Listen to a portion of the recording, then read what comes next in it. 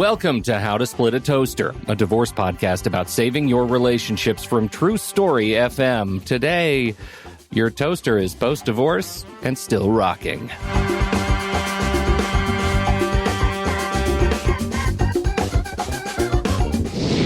Welcome to the show, everyone. I'm Seth Nelson. I'm here with my good friend Pete Wright. Today, we're talking with Brittany Bliss and Reid Givens, the musical couple behind Brittany and the Bliss Stones.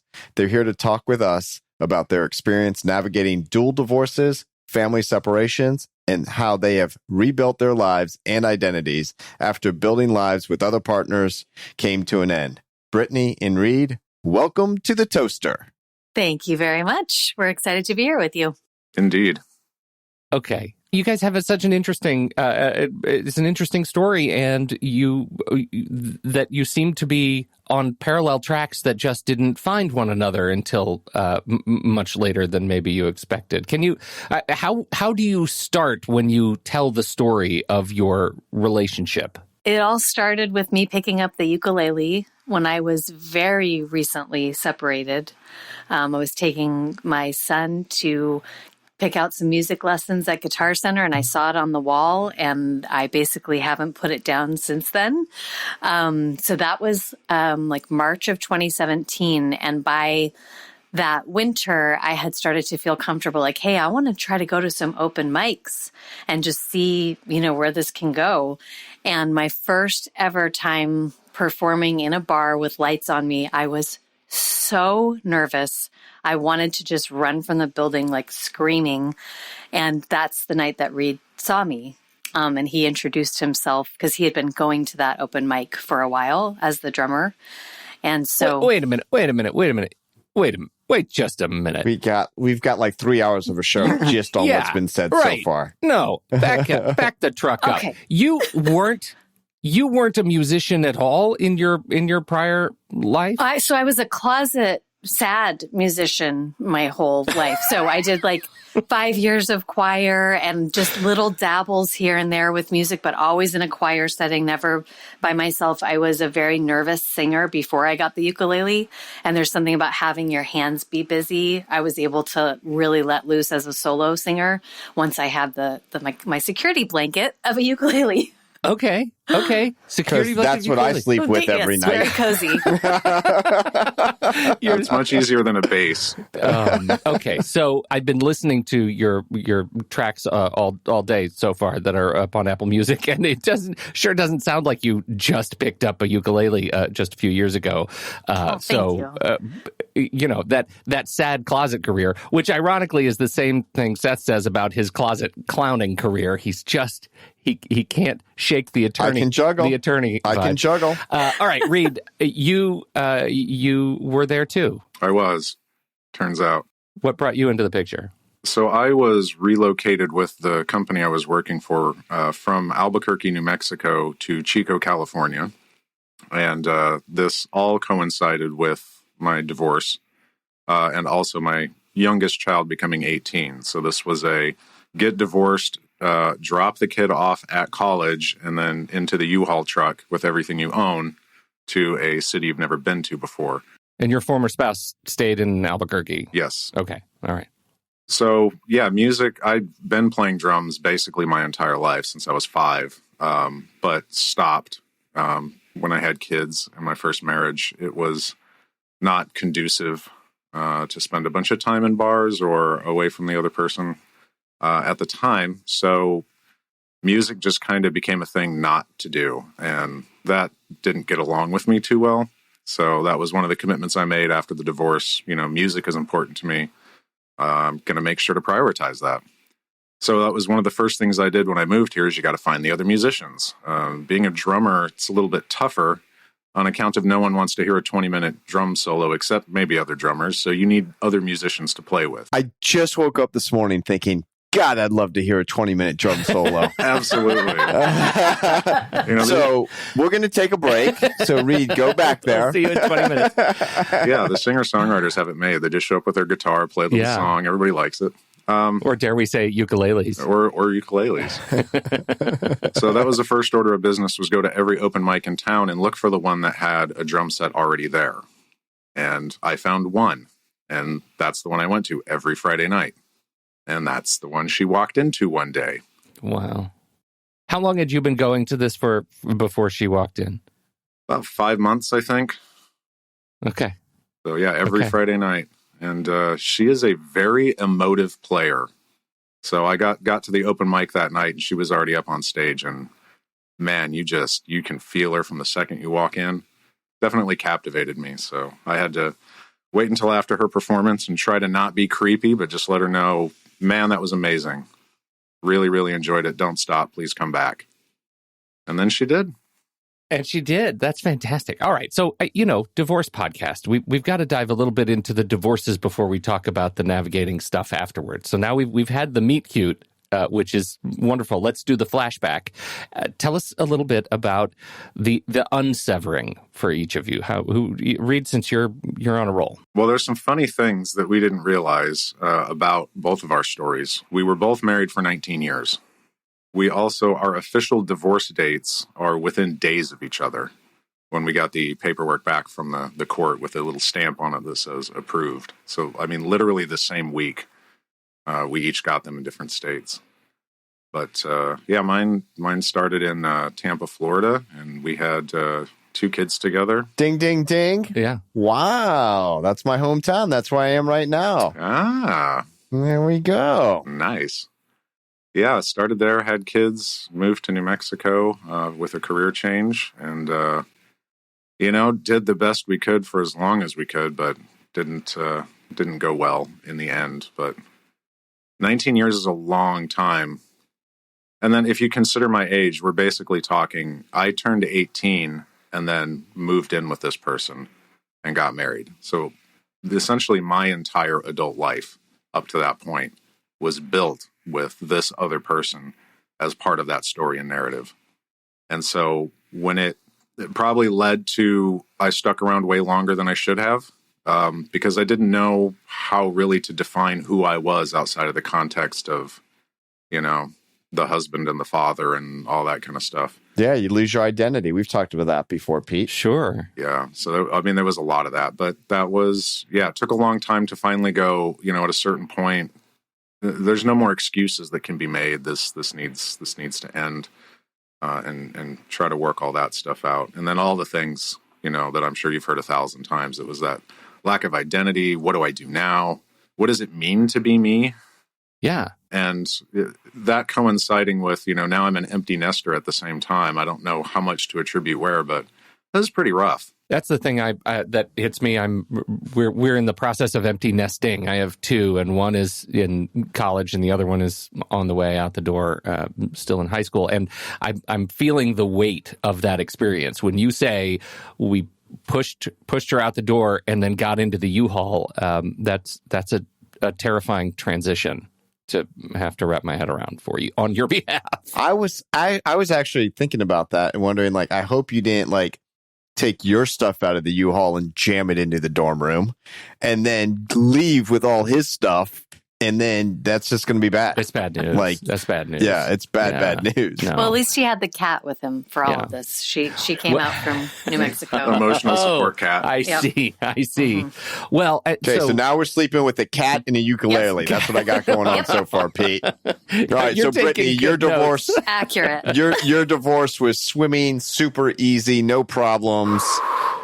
Right? That's how yours went, right? Not so much of that. Yeah, because I described a unicorn, but keep going. I will say, though, we co-parent really well. Unlike Reid, my divorce was before I have one son with my ex-husband who's 16, and, he's about 11 when we split up. So I have been co-parenting with my ex, so we have pretty different dynamics in terms of that because I still have a minor. But I essentially met my ex-husband when I was 20, married at 24, and I left him 3 times in total, two moving out and one over a weekend. So I really tried every which way, 6 ways to Sunday to, keep the family intact. That's what my focus was. And my spirit and my vision for my life was just always so clear. This person is not, he didn't sign up for the kind of ride that you want in life. And, spending 19 years with someone and realizing they still would be perfectly happy, to just sit back and let you dream for the family and achieve for the family is like, I can't have that weight anymore. So that third time was the third and final, but we have a pretty awesome relationship now as friends and people who, spent that long together, and, really focusing on the dynamics that brings to my son, knowing that his parents get along. Yeah. Is a real, that's just a gift I know we're giving him. Were the divorces, sounds like the divorces themselves, the legal process, once you sort of separate the emotional process, was fairly streamlined. Is that a fair assessment for both of you? Is that true? On my end, yeah. Yeah, pretty much.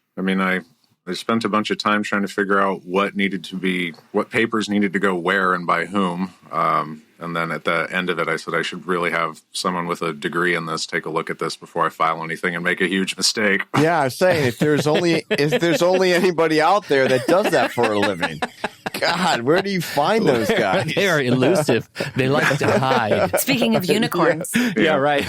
Yeah, exactly. You need the magic incantation on Tuesdays under a full moon. Yeah, behind the fairy tree. Absolutely. That's right. According to the National Institute on Alcohol Abuse and Alcoholism, approximately 10% of children live with a parent with an alcohol use disorder. This is an alarming statistic as a family law professional who deals with custody cases regularly. Finding the balance between the child's safety and helping the child maintain a relationship with both parents is one of the hardest things to navigate. Add in the he said, she said phenomenon that happens with divorcing couples who often weaponize alcohol use against one another, and the situation is even more difficult. All of this is why Soberlink has been one of the most important tools for my clients dealing with these issues. Soberlink's remote alcohol monitoring tool has helped over 500,000 people prove their sobriety and provide peace of mind regarding the child's safety. Soberlink helps keep the focus on the best interest of the child, which is really the most important part in a divorce case dealing with children. I've teamed up with Soberlink to create a parenting plan guide to help people going through divorce that involves alcohol in children. And you can download it today at soberlink.com/toaster. And if you take a look and you think you're ready to order Soberlink, just mention how to split a toaster for $50 off their device price. Our thanks to Soberlink for sponsoring How to Split a Toaster. So you're going through the process then, you're divorced, you find each other. I want to hear about this process of discovering that there is a new relationship to be had between the two of you, right? I mean, if you characterize the breaking of a relationship, what's it like for you to realize that there is now a new future? How do you talk about that? Well, the first thing that comes to mind is that weekend. So 2 weeks after the first time we met, which was that very brief interaction of him saying, "Hey, I really enjoyed your performance," which I really needed to hear that night, by the way, because I don't know if any of you have seen Annie Hall by Woody Allen, but when Diane Keaton's in the bar and she's like so nervous singing and like glasses break, like that's what I felt like. And so for him to say that was like really meant a lot. And you're like, I don't care if it was a creepy guy. It sounded good. I'll take it. Nice. Take it from anyone. Step one, take what you can get. Yes. Okay, good. Noted for the show notes. Well, and there was, I felt something when I didn't even get his name. We had a 30-second interaction. And when our eyes met, like I really did feel something. So really? The next time that we saw each other was 2 weeks later at that Friday night open mic. And I got there first and I signed up and I saw him walk through the door. And it's such a famous moment for us because we both can just like put ourselves there again. I just patted the little bar seat next to me. And we spent till 3 a.m. together that night and the entire weekend. But wait a minute, I got a question. Were you shooing the cat away? No, I was in a bar. No, they're in a but the cats don't drink, Seth. They don't? I need to talk to mine. That's adorable. Yeah, there was this spark that was kind of naturally progressing that second time that we met. And so by the end of the weekend, we kind of both knew already that there was something there, and we were both completely terrified.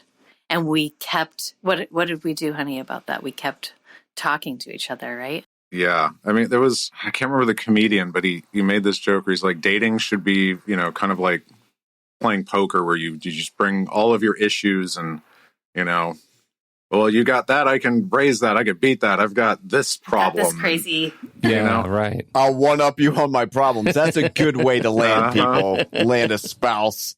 We almost did that, kind of. I mean, both sides of that, though. It was like, these were some of the challenges. These are what I'm aware of that I don't want to do again. And like, had this really almost oddly frank conversation about, if this is a relationship and we're both a little gun shy about it, what does that need to look like? Or what do we think that needs to feel like? And, anything we could think of to try to, somewhere between, I guess, reassure ourselves or let the other person know what level of crazy they're going to be dealing with if they sign up for this. Right, because we're all crazy. It's just a level. I like that a lot. Matter of degrees, yeah. The only normal people are the people you don't know very well. It's one of my very favorite quotes.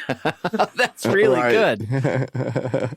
So how does it come up that you figure out that you were divorced relatively within the same week? Like, were you guys celebrating them individually with cakes? What was going on there? That was 3 months ago when we were filing for our marriage license for the state of Nevada.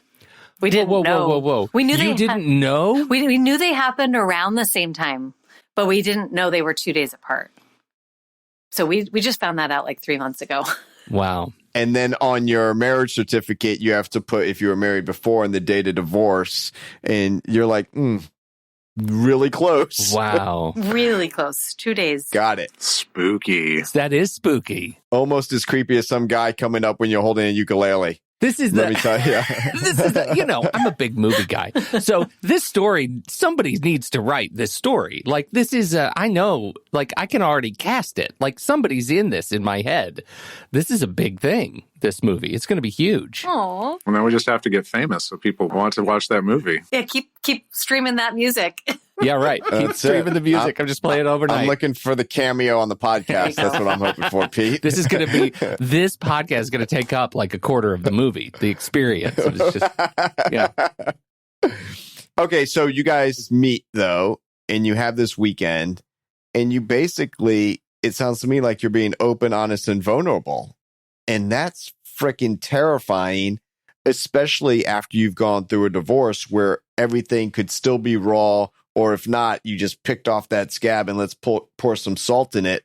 But it sounds like you were each doing that to yourselves to explain where you were coming from, not at each other. Is that a fair assessment? That's very well said. Yep. How did you get the courage to do that?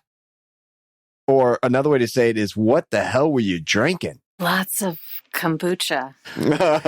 Kombucha. It's very natural. Very natural. Look, I think that question is I think it's really important for me, and as somebody listening, this whole idea of the fact that you're trying to wander through the fear while the emotions and chemicals are making time speed up, right?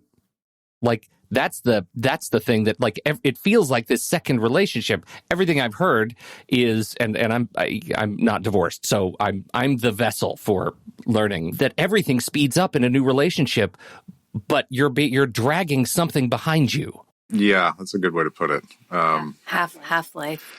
Yeah, we got this one from Will Smith, I guess. We read some article somewhere that said that he, when him and Jada first got together, they actually went to counseling pretty early on. I guess the idea is kind of like preventative health or preventative maintenance, right? Get in there before you need it. And so that's something we've been doing for a while. So, I mean, we've been together for 5 years, and for 3.5 of those, we've been in couples therapy. I think it was 9 months. We started therapy at 9 months. Oh, first disagreement, Pete. Let's see how this goes on the show. This is going in the movie for sure. But that's a term that we got from our therapist. She calls it the half-life of the previous relationship. And having that language. Talk about that. Having that language. I don't understand that. So it took us 19 years to develop whatever conceptions we have about what it's like to be married. So now that we're in this second long-term relationship, there's a good chance that we're going to assume how to behave or how to interact or the expectations of the other person based on, 2 decades of experience with a different person. And so sometimes either our own, trauma or expectations or whatever can be projected onto the other person based on those old things and not based on the person you're actually talking to right now in this situation about this present thing. And so she says, it took us 19 years to get there. It's going to take you some time to get out, to stop having those assumptions or to stop. I'm like, I want the formula. So it's 19 years divided by 2 this is the year and month where we're not going to feel the half-life anymore, right? And she's like, no, it kind of goes like this. So I was doing that math and it's not linear, right? That's enormously aggravating because I'm thinking like you can't introduce a concept with math and finish it with a hand gesture and a wavy line. Yes, that is not fair. Our left brains don't like that at all. Yeah, no, they don't care for it. I'm sorry I interrupted. No. I was just going to say, I think that's like when, to answer the question that was being asked just previously about where do you find the courage to be that raw and vulnerable after going through, and like the words you were using were so great, the scab, it's like just so fresh. And I think because there was a couple of factors there of like, very early on, we established with each other that it was always safe to say how you're feeling. And it sounds so basic, but when you're in a dysfunctional relationship, you can't necessarily do that because you are going to be met with, misunderstanding, resentment, a fight, being gaslit, all that stuff. Exactly. Manipulated, made fun of. That was a big one for me. And so when we were able to really show each other so early, it was like we kept daring to be courageous because we kept always feeling the fruit of that labor with each other because we just, it was like, oh, okay, so you're different. You're not looking to do that to me. I mean, there were just so many times early on where we're like expecting this behavior from the other person because of that half-life, and then just talking about that and go, well, I was really prepared for you to throw something at me in the kitchen just now. Right. I'm picking up a knife and you're thinking he's about to stab me and he's like, I'm making you a salad. Yep. How quickly we back ourselves into a corner with no threat at all, right? This ghost threat. Yeah, and that's, I think, why having language like what our therapist gave us with the emotional half-life is we have something to call that. So if we get into a tense moment, an almost argument, we can stop for a minute and go, is this really what's happening here? Or is this a projection? Is this half-life? Or is my half-life stepping on your half-life? They like to do that. It's so fun. I wanted to talk about that. Like, at what point do you feel like you are processing at the same pace? Or do you ever feel like you're processing at the same pace together? Well, we process things differently, so I don't know. I mean, maybe on average, we probably get there at about the same time, but what it looks like for us to get there during that time is pretty different. Depends on how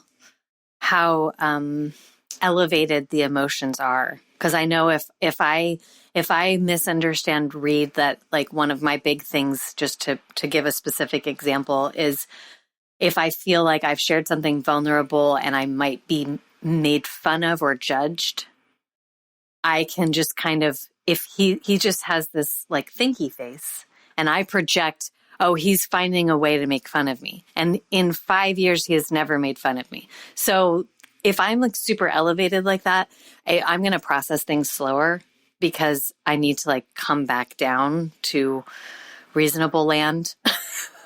That's a really interesting point because I've been with my fiance now for 12 years and she's only made fun of me. So what I like about that, though, is I get worried if she's not cracking a joke. Mm-hmm. Right? That's how she communicates. That's Pete knows your barometer. her. Yeah. Right. Yeah. He knows what I'm talking about. So, but I know that she's just always trying to go for the joke and make me laugh because she says there's almost nothing I like more in the world than making you laugh. That's cute. Right? Even if it's at myself, which is quite often. But you also need to understand who's giving the message and how you're receiving it. Right? Mm-hmm. I just have to ask the reciprocal question here because, Reid, you were just informed that you have a Thinky face. Would you like to respond in kind? This is a well-known thing for me. This was probably my best friend still to this day. We ran a business into the ground together. Outstanding. So we were sharing an office way back in the day. And something was going on in my personal life that I can't remember what it was at this point, but I remember I had to go outside and have this very difficult phone call. And I remember walking back in, feeling like I was just exuding so much negative energy, and like it must have been written all over my face. And so I look at my friend and I'm like, I don't think I've ever been this mad in my entire life. And he goes, really? Because you look exactly the same as you do all the time. So I'm not the most expressive person, which is fine because I'm the drummer, right? I'm in the back, I'm sitting down. It's good. I'm the lead singer. I have all the personality. Yes. Reid, I wish I had the talent that you have to keep the same face, because I've done trials now on Zoom and it's distracting because the other side will say something and the judge will say something and I see the response on my face. Yeah. It's not good. It's really bad. And before Zoom, I was in court. You had no idea. And a judge, I did. And here's why, is a judge looked down at me and said, well, I can tell by the expression on your face, Mr. Nelson, you think the court's ruling is improper. And I was just like, for a second, and I just had to go with the joke. I said, Your Honor, my facial expressions have been getting me in trouble with my mother across the kitchen table since as long as I can remember. And she laughed and she goes, my mother hates my handwriting. But I literally have to focus to be like Reid. Yes. Well, but it is one of those things like tiny Zoom window, Seth, tiny window, Seth. Is somebody that you have to get to know, that is the gift of the pandemic, that you actually have to do that. But new partnership, like the experience of and the intentionality that has to really go into getting to know this other person, even if only to supplant those old habits and those old expectations, is incredibly important. It's what I'm hearing, at least. Yeah, there was so much of trying to make sure that we weren't going to fall back into what we had just left, right? We left for a reason. If we thought it could have been better and we worked it out, we would have stayed. And we did several times. But the other part of it is just like, it's not just that, but it's also, where do I want to go? That was my question. So it sounds to me you guys are focused on this half-life, but to me, at some levels, I feel like you're inviting your former relationship into the current one. So are you working to keep that out and you're just talking about you, but not your former spouse? Does that make sense?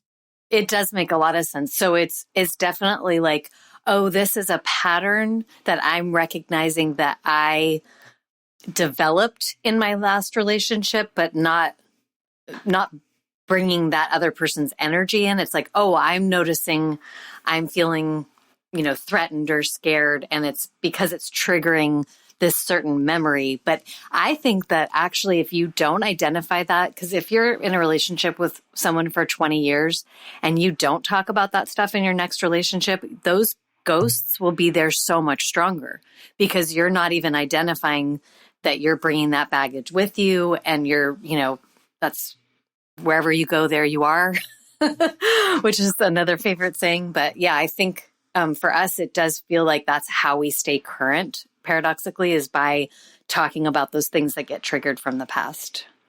Yeah, we recently, it was a defense mechanism for me to be successful in the previous relationship, to make sure that I didn't say the wrong thing at the wrong time.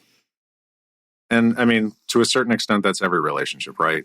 But there was certain, if my partner at the time was very elevated or under a lot of stress or something like that, it was very easy to misinterpret something that I said and then, explosion. And, who knows how long this is going to last and for how many days and how big the blast radius is going to be.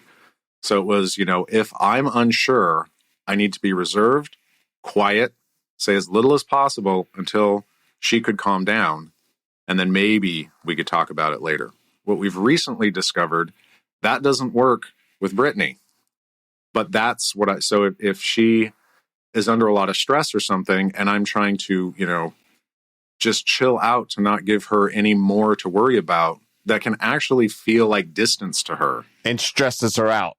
Exactly. It makes it worse. And, that was the thing. And it took us a while to figure that one out, by running up against that a few times until we go, oh, okay, that's what's going on.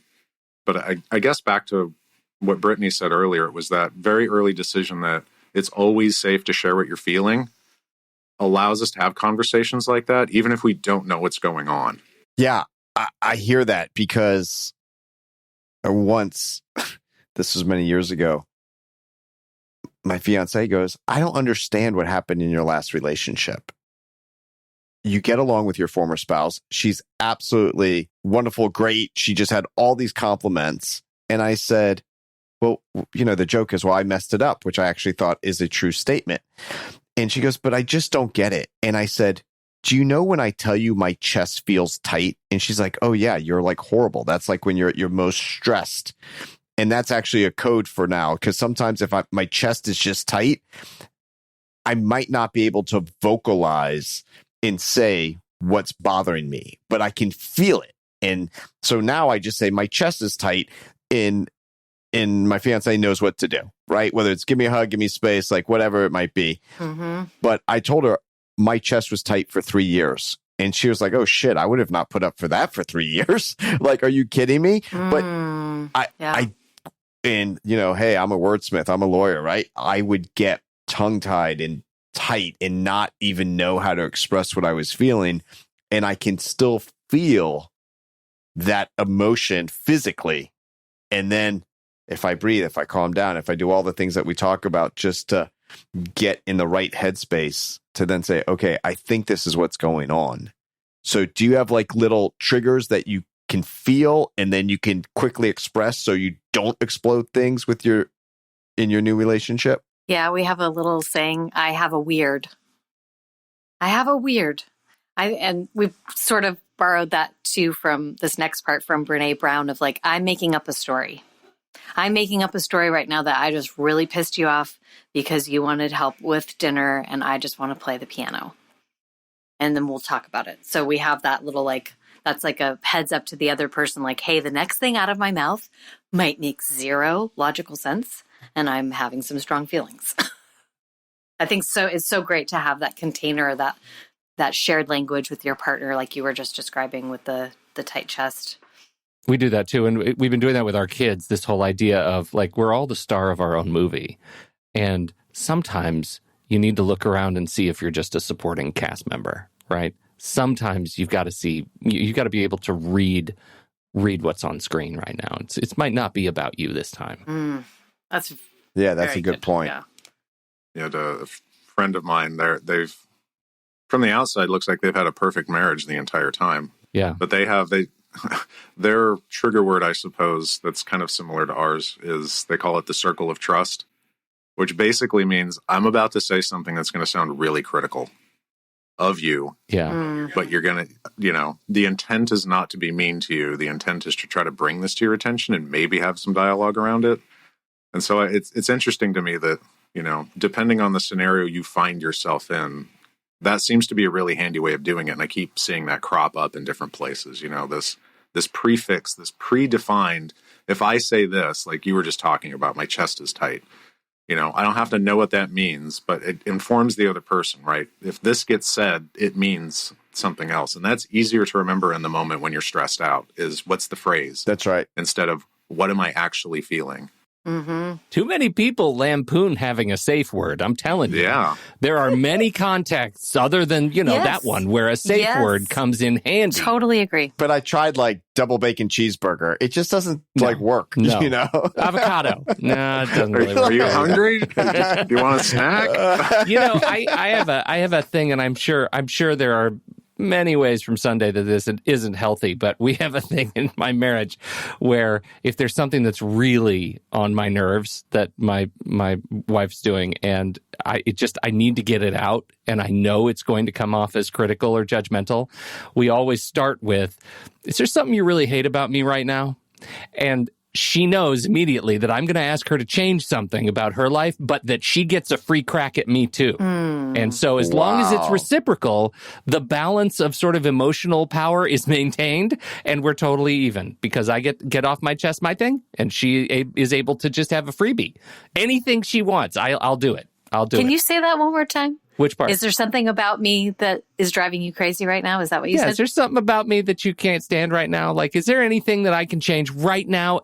Brittany's like taking massive notes over there. I know. I'm saying that 3 times tonight. It was so scary the first time we tried it, but it was one of those things that just it created balance for us that just made it one of the, and it can be the big or the small things. The smallest thing in the world that bugs me to no end, it is a huge button, when everybody in my family takes the little stickers off of fruits and vegetables and puts them on the counter and never cleans them up. So we end up with this counter that's a mess with stickers. How does that even become culturally acceptable? But it did in my house. That's called art. That's called art. No, you don't know art. You're a dogs playing poker guy. Come on.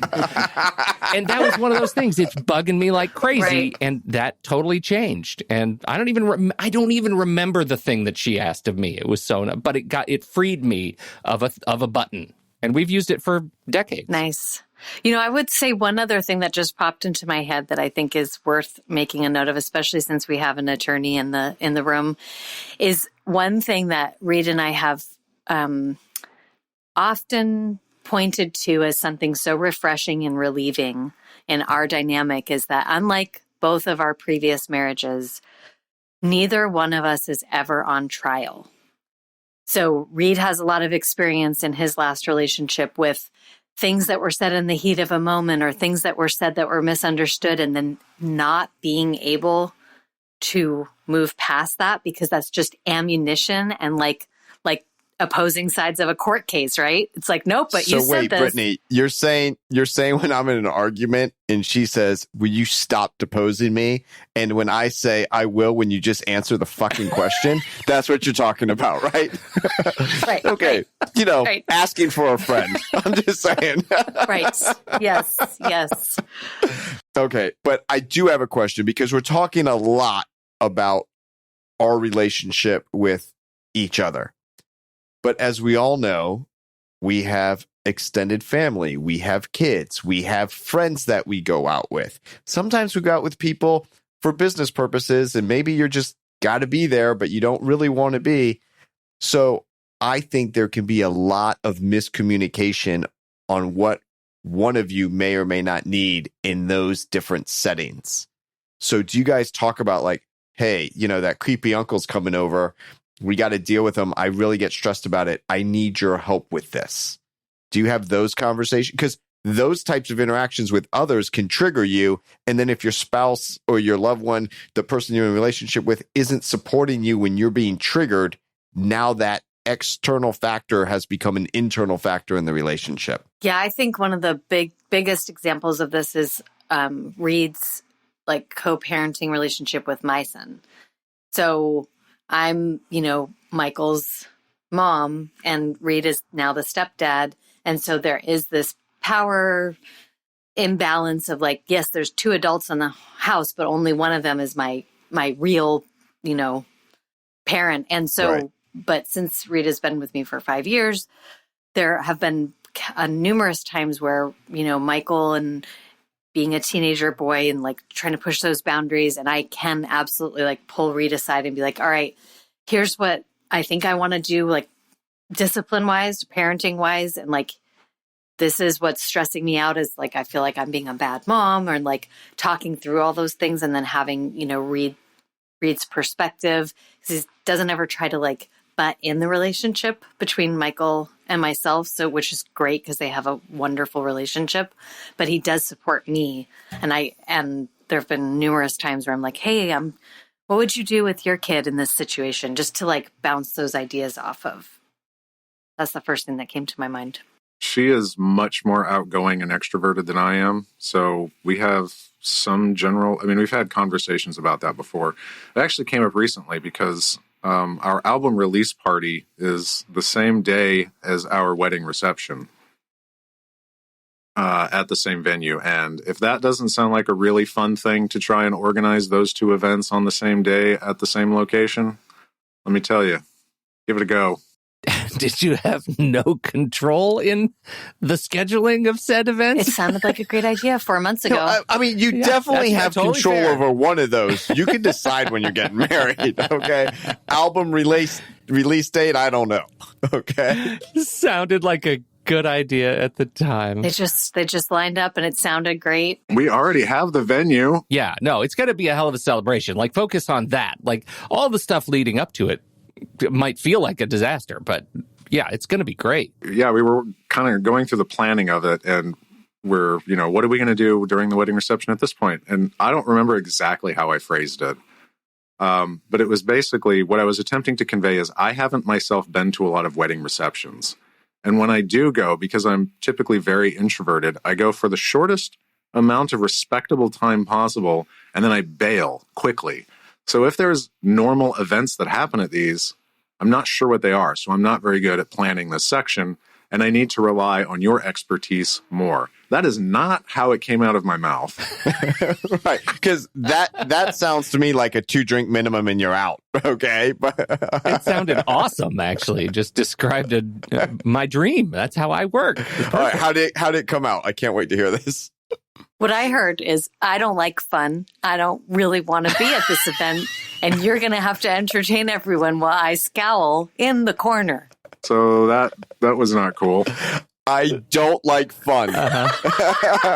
Name of the show. So that prompted another one of those, okay, right, this is my wedding reception. As an introvert, generally speaking, right, we're all on the spectrum. But in an introverted kind of state, if you don't feel prepared, it generates a lot of anxiety, right? It's not that introverts mind being around other people. It's that if we're not prepared for being around a lot of other people, if people are going to come up and make small talk and we don't know what kind, and we may not have material for it, and we don't have that's stressful, right? Whereas more extroverted people can off the top of their head kind of stuff. Yeah. So it's one of those comfort things. So, and so we sat down and talked about it. We're like, okay, you are more extroverted and more things like that. And it means that I am more introverted, and it means this. It doesn't mean I don't want to have a wedding reception. It doesn't mean I don't want to go to my own wedding reception. It doesn't mean I'm disinterested in trying to plan a good one, but we need to talk about it. I just don't want to talk to anybody while I'm there. But I want to be behind the scenes. Yeah. Yeah. Well, right. that's usually how I get through parties. I'm the one who is running around managing it, so I don't have to focus on the people. You can't do that when it's about you celebrating you. Maybe you can, but it's probably not a good idea. But that was one of those conversations where it's like, I just need your help with this, right? And it's going to sound dumb in some ways, but I need, maybe we need to sit down and help me remember that I'm an expert on myself, right? I don't need to prepare material for how is my relationship. I know it. I know that. 100% of that. I don't need to prepare for it. There's not some weird question that's going to come out of nowhere that's going to floor me at my wedding reception. I think it's brilliant. I think the fact that you basically have this miscommunication about planning a wedding reception, and then that brings out really your personalities and how you deal with it and how this makes me anxious. It's not that I don't want to celebrate that we're getting married and I like all the people we're inviting, but here's my issue. How do I get through it? Help me through it. Right? That's what relationships are about, is supporting the other person. And if you're talented enough as you are, Reid, to identify it, be able to articulate it about you, not about the party or whatever the circumstance is, like that's the nugget. That's the gold right there. Brittany, I see why you landed this guy. Nice work. Oh, I know. Thank you. Very pleased. I got one more question. And that is, you find each other under the spotlight in a musical theater number. I have to imagine, in my head. And there's a chorus, and everybody else in the bar turns and starts singing in harmony. That's what's happened right now in the movie. Yes, please. And now you're on the just right on the cusp of releasing your first album together. Yes. Can we talk a little bit about what it's like to transition from 19 years of marriage with a partner that is dissolving over a part of that marriage to now 5 years of a relationship and some of that in a marriage where you are also working together? It's delightful. There's this thing that happens where it's like me as a songwriter and him as a songwriter, we're very aware that as two islands, we wouldn't be able to make what we made together. And so I'm not going to lie, there's definitely days where you're like, but I really don't like that chord change and like, but that's just what happened in any band scenario anyway. And so we talk through it, but it's funny you say that, any band scenario. I was thinking, I've never said that in a relationship. I just don't like that chord change. Well, he can be much more prog rock and I'm much more pop. And anyway, but we make it work. But it's like, I think because of the great suffering that each of us, and don't get me wrong, like our ex spouses are not monsters. They're not horrible people. They're the parents of our children, like all of that. But like, you know, Reid and I fulfill for each other what was so clearly missing in our previous relationships, like in a really deep way. And so from very early on in our relationship, we knew we were going to like try to run a business together or like be working spouses, because we can have the best time just walking through Costco still after, 5 years, making jokes to each other as we can, at the Venetian in Las Vegas. Like there's just that natural compatibility that makes any project we're looking to do, and like this album release, like just that much more satisfying. This is one of those for better or worse kind of things. And I think at the end of it, the net of it is so much better, because all the same issues that you can have in a romantic partnership or a business partnership or we're trying to create art together that is supposed to be an expression of ourselves relationship, we're doing all of those. And they can all go wrong the same way. Or if she writes this beautiful song that I think absolutely needs this extra chord change in it, and I'm destroying her baby, she then comes, right, we still live together. So the worst part of the for better or for worse is that any part of it can bleed into all of the rest of it. Right. Yes. The better part, I think, and why it's always a net positive, is that we learn so much about each other. We have these potential friction points that we find ways of working through together, which is necessary, not just because we think it's the right way to do it, but there's a lot at stake. I don't want to sleep on the couch tonight. And also, the LLC is at 50-50 split. We're both on that one. And like, really make sure, am I bringing the best version of me to everything that I'm doing? And working through this stuff as it comes up. And what actually ends up happening is we work through a lot of stuff faster because we're in so many more situations where we need to do it. And the more success we have with that, the more confidence we have in our abilities and our partnership, in all aspects of our partnership. And so that starts eating away at that half-life, and we can start looking back and go, we know we can do hard things because we did. Sure. Right. And now we have tangible outcome. I mean, well, we do. You can stream it on Spotify. We can hold up a CD, but it's there. It exists. It's real. And we're going to talk about that more. But I know, Pete, you always hate it when I say, here's the takeaway. But if you really want to have a solid relationship, you just need to start a band. Yep. Hey, everyone is musical. You just find the right instrument. This has been great, you guys. Thank you for sharing your experience and your hard-won wisdom, and soon your music. Well, I guess now your music. Links in the show notes. We'll put links to where you can find Brittany and the Bliss Tones in Spotify and Apple Music, and the album. By the time you hear this, it will be only days away. Yes, from 3 days away. On those platforms. Yeah. So pretty exciting. Awesome. Thank you for having us. Do you have a favorite? I think Mermaid. I think Mermaid is my favorite from that album. I was going to go with La La Love. What's funny is we wrote the songs together during COVID.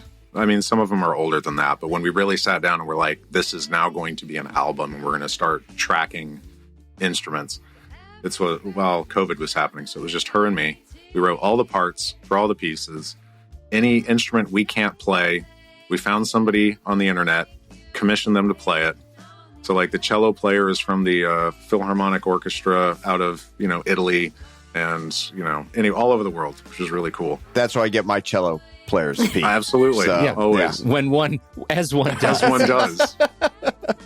Yeah, so we finished the album, we got it recorded, and then restrictions started to lift, and it's like, okay, we can get a live band back together. And then we did, and now we've got all of these really talented musicians that we found here locally who all play their instruments better because they're experts at them than the ones that we wrote in the album. So when we play it live, it sounds different because the parts have evolved. Sure. And so I love Mermaid. I think it's a great song. It is one of my favorites. But right now I've got La La Love stuck in my head, mostly because of the way we're doing it live. Like that song it's so much fun, especially when the trumpet player shows up. Ooh, Found itself. It's neat. Yeah. That's fantastic. Well, can't wait. Got to listen to it. Well, Yeah. been listening to it all morning. It's fantastic. No, I'm telling the listeners, you got to listen to it. It's great. Thank you so much. Totally. It's really great. Thank you guys so much for joining us. We sure appreciate you both for being on the show. Brittany, Reid, where do you want to send people? Do you have you have your website? Where do you want to point people before we let you go? Yeah, the website is the best place because there's links to everything right there. It's Brittany, Brittany, and the Bliss Tones, BLISSTONES.com. Beautiful. We'll send those links in the show notes. Go find them. Go listen to the music. Thank you, everybody, for downloading and listening to this show. Don't forget, we want to hear your divorce questions. Just visit howtosplitatoaster.com/questions and share your story. We'll do our best to address it on the show. On behalf of Brittany Bliss, Reid Givens, Brittany and the Bliss Tones, and Seth Nelson, America's favorite divorce attorney, I'm Pete Wright, and we'll catch you next week right here on How to Split a Toaster, a divorce podcast about saving your relationships.